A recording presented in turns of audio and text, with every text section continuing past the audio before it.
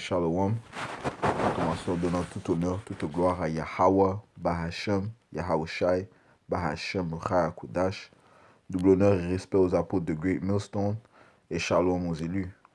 Dans cette leçon, on va se concentrer sur comment Esau Edom est la réincarnation de Caïn. Ok? Donc la Bible parle de réincarnation, elle parle de régénération, ok, du cycle de génération, du fait que le, l'esprit ne meurt pas, ok, l'esprit après la mort, l'esprit retourne vers le Tout-Puissant, Yahweh Ba'ashim Yahushai, et par la suite, au temps convenu, revient dans un corps différent, ok, l'esprit revient dans un corps différent, ok, donc ceci est mentionné dans le livre d'Ecclésiaste, chapitre 12, et verset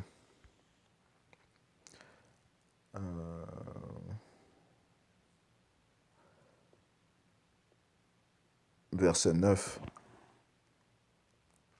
Avant que la poussière retourne à la terre, la poussière signifiant cette chair, ok, puisque nous savons que l'homme a été créé par la poussière, ok, comme le mentionné dans le livre. On va juste aller prouver ça dans le livre de Genèse, chapitre 2 et verset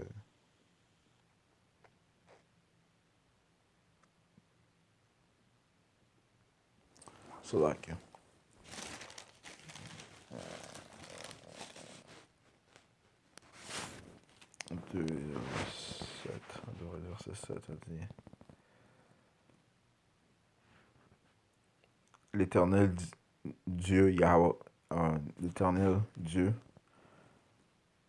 forma l'homme de la poussière de la terre et souffla dans ses narines un souffle de vie, et l'homme devint un être vivant.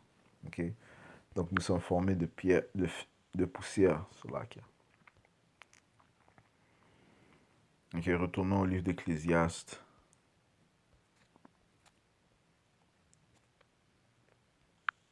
Chapitre 12, verset 9. Avant que la poussière retourne à la terre, ok, donc notre chair retourne à la terre dans le cycle de décomposition, comme elle y était, ok, et que l'esprit retourne à Dieu qui l'a donné, ok. Donc notre esprit appartient à notre pouvoir, Yahweh Ba'ashim Yahushai. Donc lorsque l'homme meurt, ok, et bien son esprit retourne à son créateur, ok, et sa chair se décompose. C'est pour ça que lorsqu'un homme meurt, et son corps se refroidit. Pourquoi? Parce que c'est l'esprit qui est composé de feu quitte son corps, ok, et retourne vers son pouvoir, son créateur. Ok, pour cette raison que le corps se refroidit à la mort. Ok, et nous savons que notre esprit est composé de feu et que notre pouvoir Yahweh Ba'ashim Yahushai est un feu brûlant. Ok, alors c'est voir si je peux trouver ce précepte. C'est dans le livre de Hébreux. Ouais, Hébreux.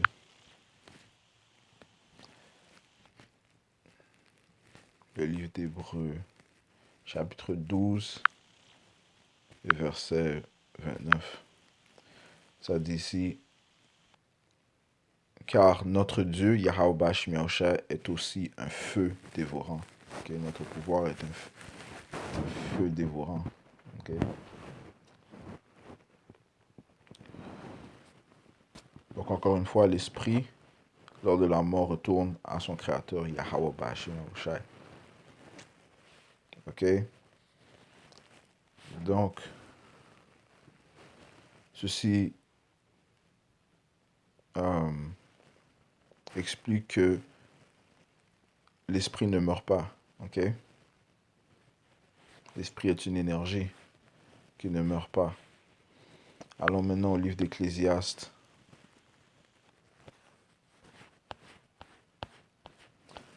Le livre d'Ecclésiaste, le premier chapitre, pour expliquer le phénomène de régénération. Ok? Ou réincarnation.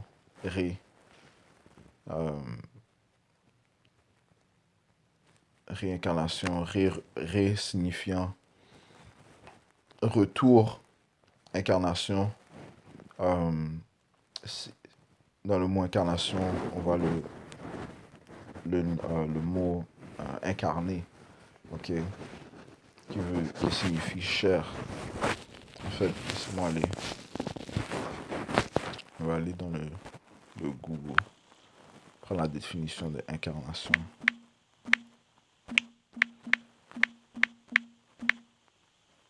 Incarnation, définition française. Acte par lequel un être spirituel, une divinité s'incarne.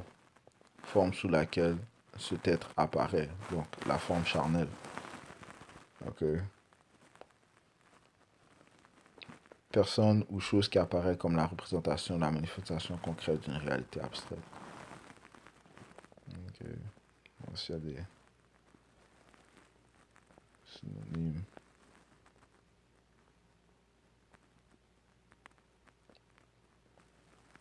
En parlant d'une divinité, avoir pris un corps de chair, revêtir un homme, une forme humaine ou animale. Right? So, ré signifie un retour incarné dans la chair. Okay? Donc retour dans la chair. Retour à la chair. Et la définition du mot réincarnation. Donc, allons au livre d'Ecclésiaste, le premier chapitre. Et on va commencer au 4e verset. Une génération s'en va, une autre vient. Et la terre subsiste toujours. Ok? Donc, le cycle de génération est un phénomène réel. Okay? Une génération s'en va, une autre vient. Et la terre subsiste toujours. Le soleil se lève, le soleil se couche. Il soupire après le lieu d'où il se lève de nouveau. Le vent se dirige vers le midi, tourne vers le nord, puis il tourne encore et reprend les mêmes circuits. Ok? Encore une fois, un cycle. Il s'agit d'un cycle de vie. Tous les fleuves vont à la mer et la mer n'est point remplie. Ils continuent à aller vers le lieu où ils se dirigent. Toutes choses sont en travail au-delà de ce qu'on peut dire.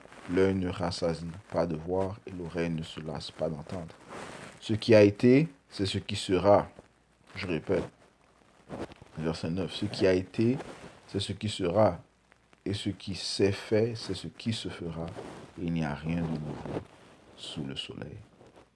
Ok?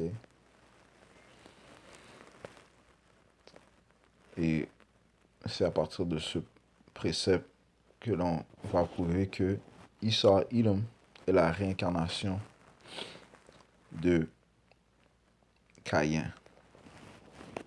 Ok? Et on va apporter les preuves pour déterminer ce fait. Je vais lire le 10e verset. S'il est une chose dont on dise, voici, ceci est nouveau, cette chose existait déjà dans les siècles qui nous ont précédés. On ne se souvient pas de ce qui est ancien, et ce qui arrivera dans la suite ne laissera pas de souvenir chez ceux qui vivront plus tard. Donc on ne peut pas déterminer qui nous étions dans notre passé. Par contre, à partir des Écritures, Yahweh Bashim Yahushua a dévoilé ses secrets, okay, tels que qui étaient certains personnages dans la Bible. Okay. par exemple, qui était Yahushai auparavant, qui était Elijah auparavant, et ainsi de suite. Et si Yahweh Shemiachal le permet, on va prouver qui étaient ces personnages dans le passé. Ok? Sachant que leur esprit est entré dans un nouveau corps de génération en génération. Alright, so on va commencer avec les traits de Caïn. Ok? Donc, allons au livre de Genèse. Les traits de Caïn et de Esau, Edom. Le livre de Genèse, chapitre 4, et verset...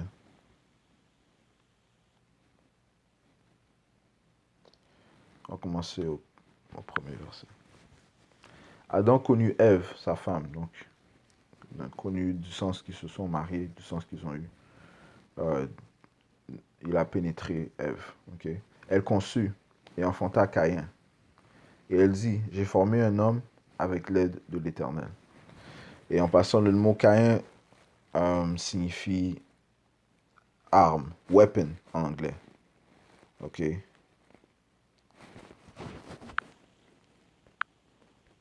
Je suis.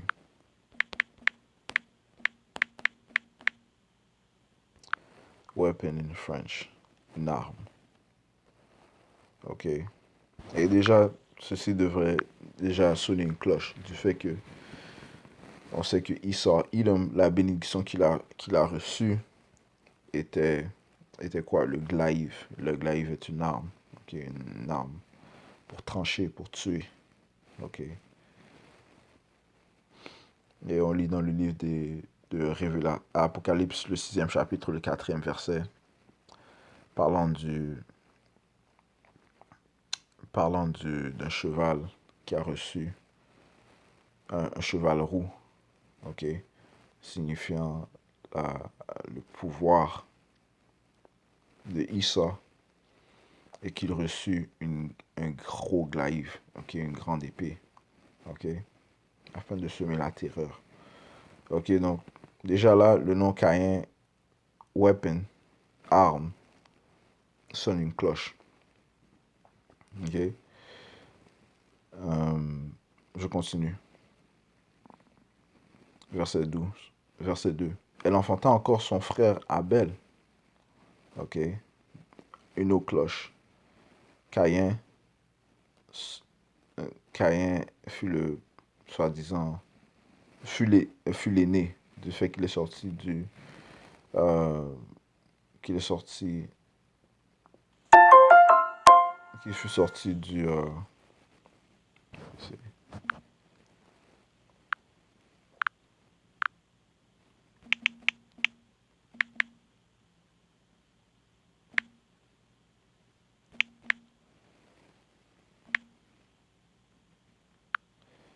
c'est là, ok. Ressentez avec moi.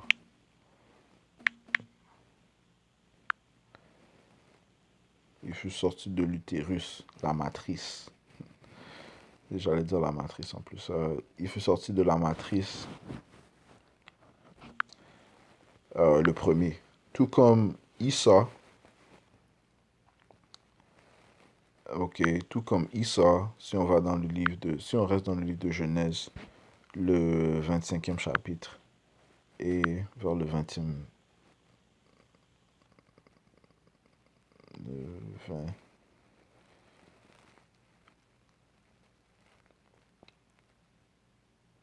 le 25e chapitre. Le premier sortit entièrement roux, comme un manteau de poil, et on lui donna le nom d'Esau.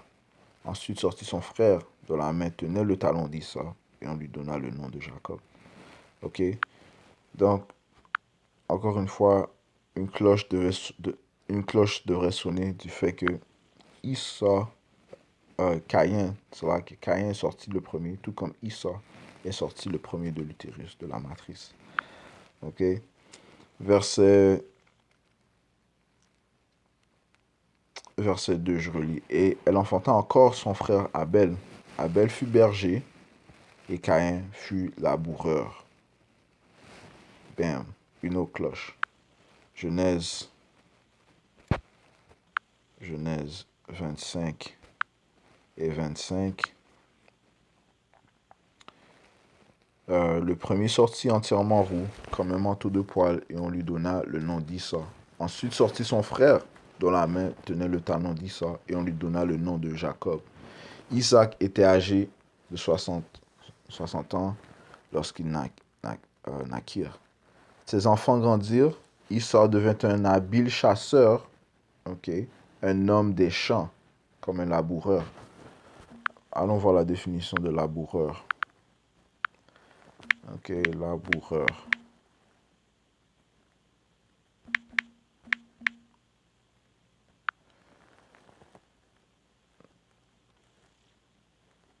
Personne qui laboure un champ. Qu'est-ce qu'on vient de lire? Qu'est-ce qu'on vient de lire dans le livre de Genèse 25 et 27? Ses enfants grandirent. Issa devint un habile chasseur, un homme des champs.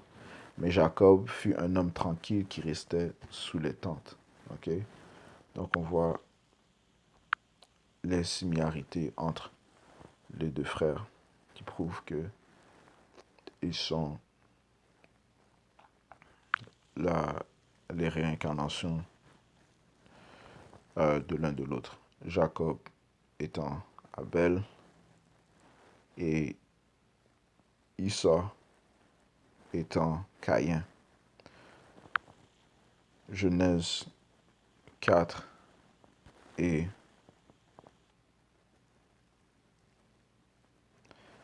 3. Au bout de quelque temps, Caïn fit à l'Éternel une offrande des fruits de la terre, et Abel de son côté en fit une des premiers-nés de son troupeau et de leur graisse. Comment est-ce qu'il savait qu'il devait faire des offrandes? Du fait que leur père les a instruits des lois, des statuts, des commandements de notre pouvoir, Yahweh Bashim Yahushai. Leur père étant Adam.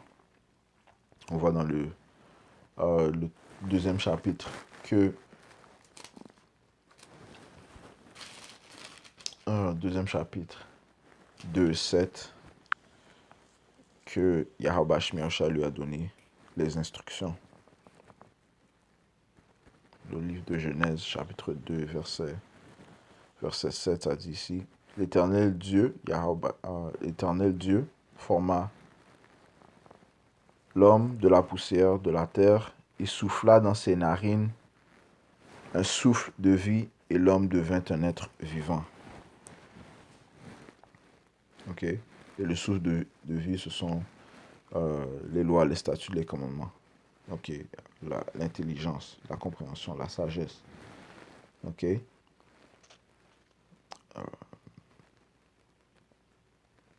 Ça dit, il souffla dans ses narines un souffle de vie, et l'homme devint un être vivant. C'est en connaissant les jugements, les lois, les statuts, les commandements de notre pouvoir, Yahweh Bashim Yahushai, que nous sommes vivants. Sans les statuts, les commandements, nous sommes comme des bêtes. Comme des comme les morts.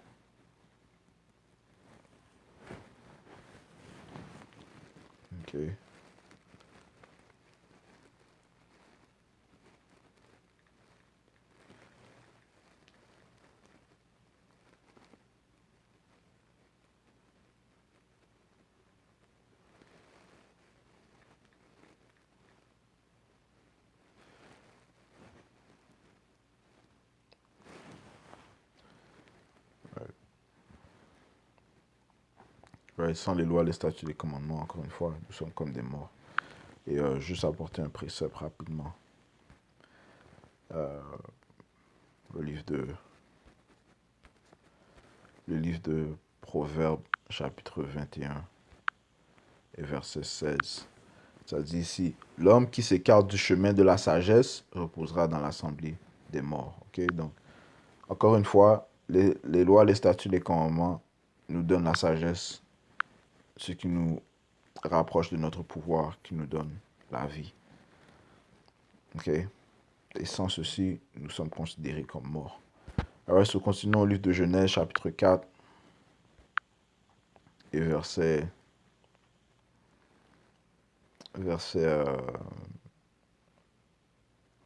4. Et Abel, de son côté, en fit une des premiers-nés de son troupeau et de leur graisse. Ok, donc, les enfants savaient que notre pouvoir, Yahweh Shemyacha, exige des sacrifices. Ok, on continue. L'Éternel porta un regard favorable sur Abel et sur son offrande, mais il ne porta pas un regard favorable sur Caïn et sur son offrande. Caïn fut très irrité et son visage fut abattu. Pourquoi est-ce que Yahweh Shemyacha ne respecta pas cela? Pourquoi est-ce qu'il ne respecte pas l'offrande d'Abel et qu'il a respecté celui de... Non, cela. Pourquoi est-ce qu'il ne respecta pas l'offrande de Caïn et respecta l'offrande de Abel? C'est parce qu'il Yahweh Shemyacha exige le premier-né, ok, à sacrifier, le premier-né de son troupeau.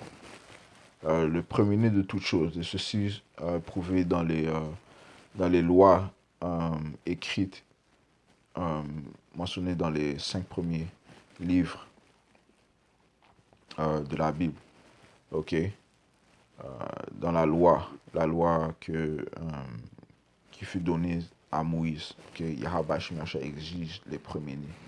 Que ce soit les premiers-nés qui sortent de la matrice de l'utérus de la femme, ils sont dédiés à Yahweh Shemyacha. Lors d'un sacrifice, Yahweh Shemyacha exige le premier-né. Ok. Ok.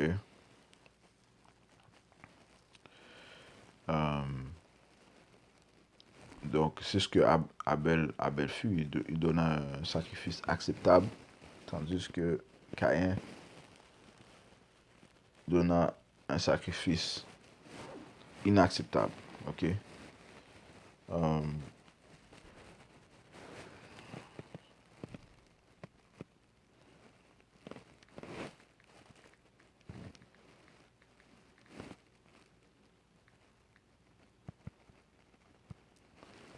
Allons au livre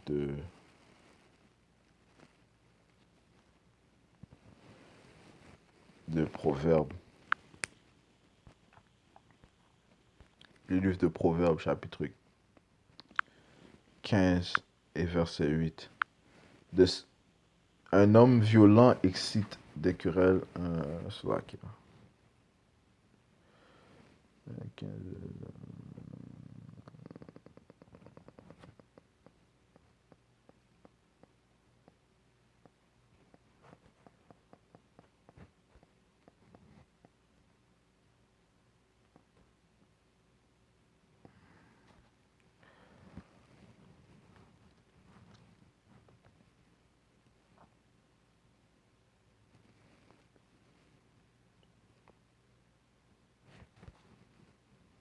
Cela qui est. Proverbe 15 et 8. Le sacrifice des méchants est en horreur à l'Éternel, mais la prière des hommes droits lui est agréable. Ok? Et nous savons qui est le méchant dans les Écritures. Il s'agit de Esau Edom, ok? Qui est la réincarnation de Caïn. Ok? Tout comme Yahweh Shemyacha déteste les sacrifices,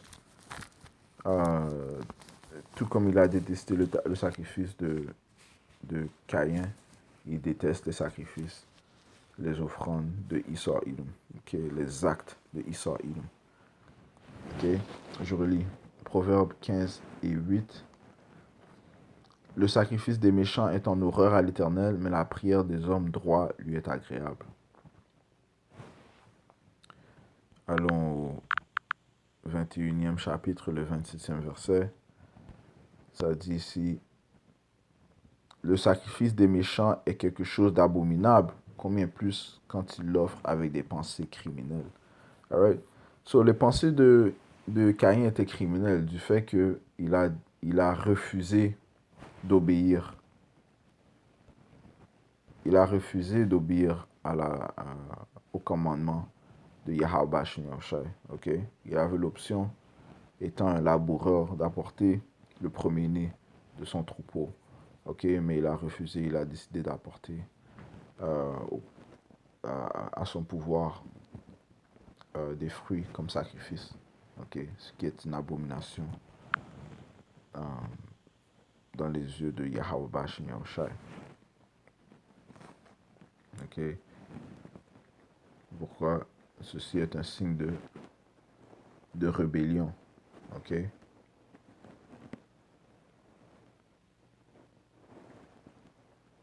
Ceci est un signe de rébellion. Et comme l'indique le livre de 1 Samuel 15 et 23, la rébellion est considérée comme la sorcellerie. 1 Samuel 15 et 23, car la désobéissance est aussi coupable que la divination et la résistance ne l'est pas moins que l'idolâtrie et les théraphim. Puisque tu as rejeté la parole de l'Éternel, il te rejette aussi comme roi. Okay? Donc Yahweh Shem Yahushai a rejeté Caïn, okay? Même s'il était le premier-né, du fait qu'il était le premier sorti de l'utérus de sa mère, okay? À cause de sa rébellion. Okay? Il a choisi la sorcellerie au lieu de ce qui est juste, okay? Au lieu d'écouter les paroles, au lieu de porter attention aux instructions. Et ceci est semblable à Esau Edom, si on va dans le livre de Genèse 25 et allons au 29e verset, ça dit, comme Jacob faisait cuire un potage, Esau revint des champs accablé de fatigue. Et Esau dit à Jacob, laisse-moi, je te prie, manger de ce roux-là, car je suis fatigué. C'est pour cela qu'on a donné à Esau le nom d'Édom. Et Édom en anglais, en hébreu, c'est Adawam, qui signifie rouge. Ok? Verset 31. Jacob dit, vends-moi aujourd'hui ton droit d'aînesse. Esau répondit, voici, je m'en vais mourir. À quoi me sert ce droit d'aînesse? Ok?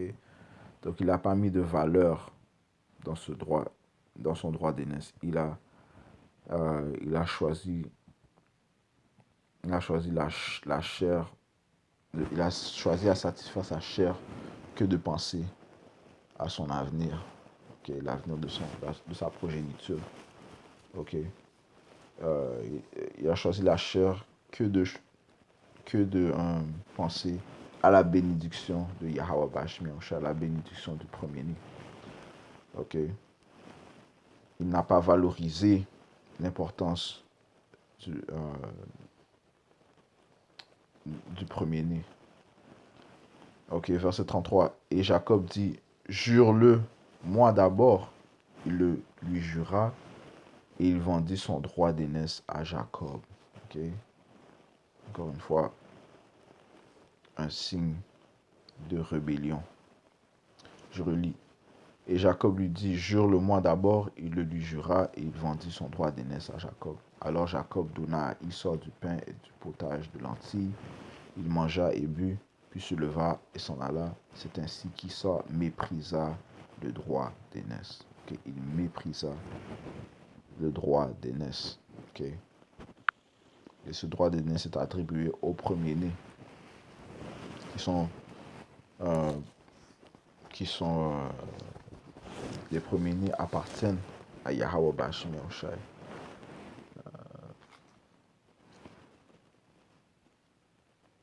Mais il a méprisé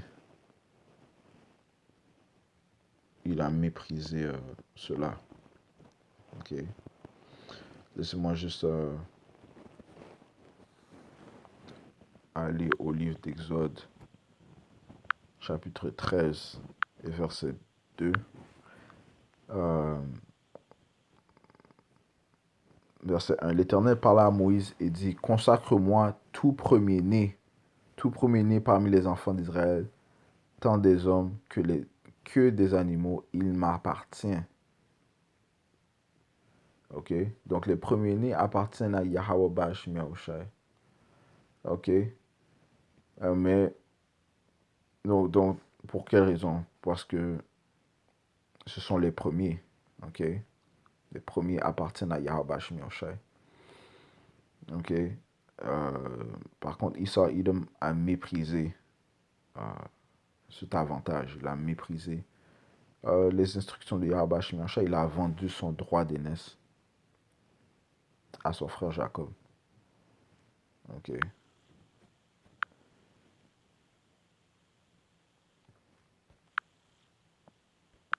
Donc, il n'a pas eu de respect envers les ordonnances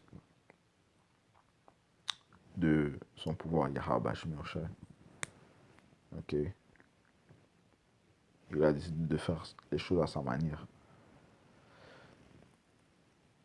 Euh, je relis verset 4, Genèse 4 et 4. Et Abel de son côté en fit un des premiers-nés de son troupeau et de leur graisse. Ok, tandis que Caïn fit à l'Éternel une offrande des fruits de la terre. L'Éternel porta un regard favorable sur Abel et sur son offrande. Verset 5. Mais il ne porta pas un regard favorable sur Caïn et sur son offrande. Caïn fut très irrité et son visage fut abattu. Et l'Éternel dit à Caïn, pourquoi es-tu irrité et pourquoi ton visage est-il abattu? Certainement, si tu agis bien, tu relèveras ton visage, et si tu agis mal, le péché se couche à la porte et ses désirs se portent vers toi, mais toi, domine sur lui. Ok? Mais il a laissé le péché dominer sur lui. Ok? Comment est-ce que l'on prouve ça? Caïn. Bon, tout comme Issa Ilum. Verset 8. Cependant, Caïn adressa la parole à son frère Abel. Mais comme ils étaient dans les champs, Caïn se jeta sur son frère Abel et le tua. Ok? Caïn tua son frère Abel. Allons maintenant à la comparaison de Issa Ilum.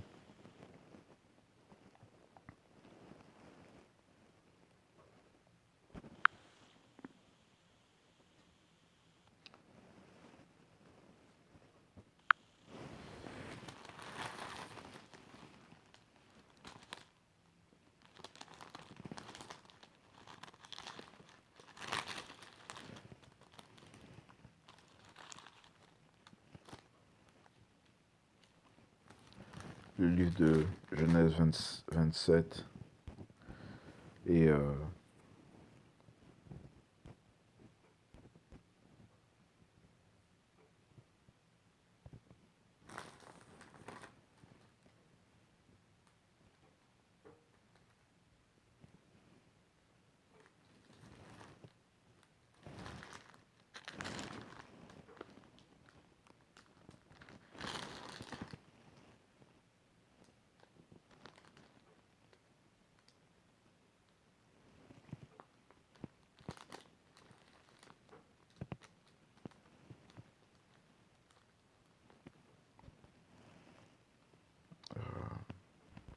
Salak.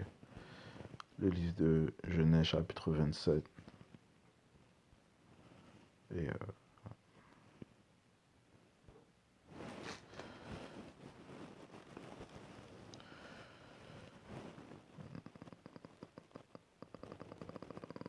on va commencer au 38e verset. Non.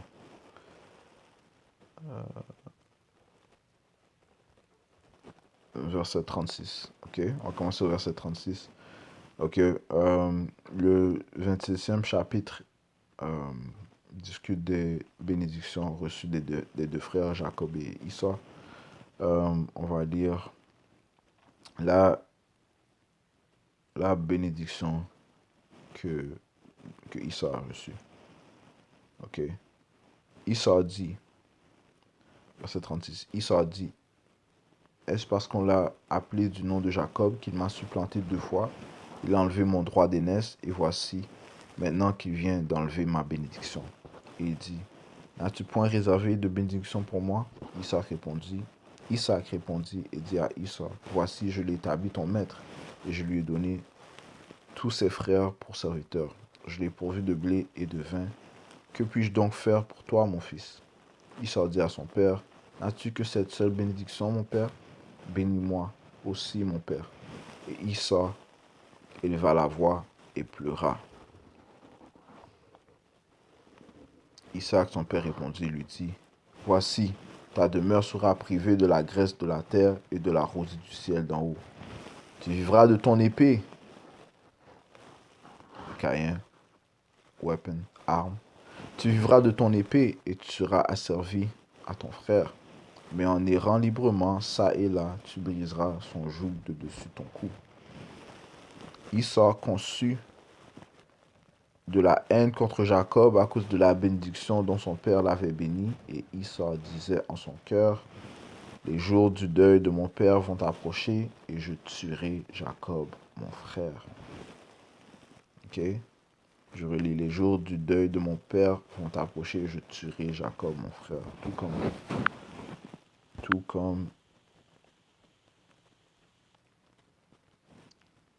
comme Abel avait les mêmes pensées.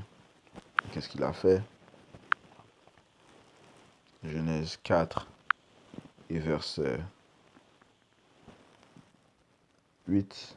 Cependant, Caïn adressa la parole à son frère Abel, mais comme ils étaient dans les champs, Caïn se jeta sur son frère Abel et le tua. L'Éternel dit à Caïn, où est ton frère Abel? Il répondit, je ne sais pas, suis-je le gardien de mon frère? Maintenant, on va aller au livre de 1er Jean,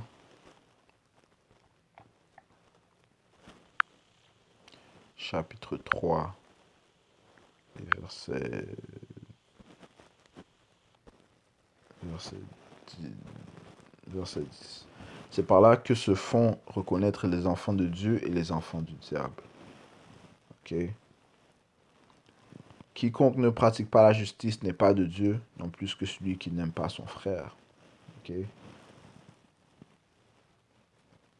Car ce qui vous a été annoncé et ce que vous avez entendu dès le commencement, c'est que nous devons nous aimer les uns les autres et ne pas ressembler à Caïn qui était du malin et qui tua son frère. Ok? Caïn avait l'esprit du malin, de l'impie, du méchant, tout comme Esau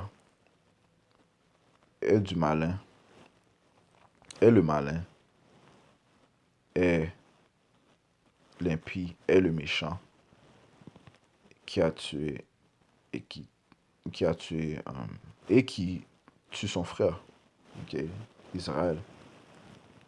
Et pourquoi le tua-t-il? Parce que ses œuvres étaient mauvaises et que celles de son frère étaient justes.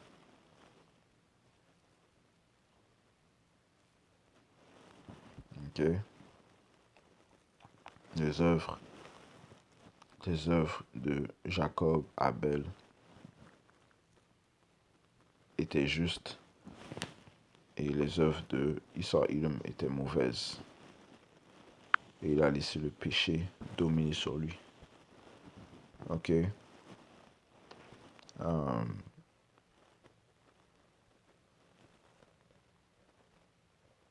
Allons au livre de Habakkuk,